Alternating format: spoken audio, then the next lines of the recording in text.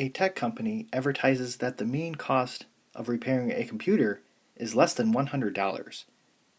So the alternative hypothesis is mu is less than 100, and the null hypothesis is mu is greater than or equal to 100. So again, for the errors, we have to look at the null hypothesis. So a type 1 error would occur if the actual mean cost of repairing a computer is greater than or equal to $100, but we reject the null hypothesis that mu is greater than or equal to 100. A type 2 error would occur if the actual mean cost of repairing a computer is less than $100, but we fail to reject the null hypothesis that mu is greater than or equal to 100.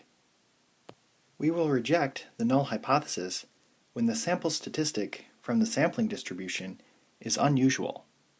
Next, let's look at what's called the level of significance, and it's denoted by the symbol alpha. In a hypothesis test, the level of significance is your maximum allowable probability of making a type 1 error, and some typical values are 0.10, 0.05, and 0.01. The maximum allowable probability of making a type 2 error is denoted by beta.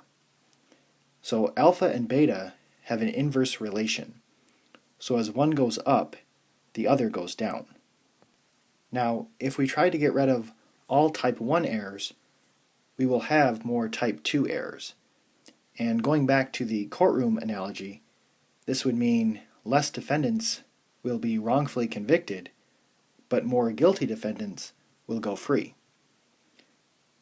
And then if we try to get rid of all the type 2 errors, we will have more type 1 errors. So with the courtroom analogy, less guilty defendants will go free, but more defendants will be wrongfully convicted.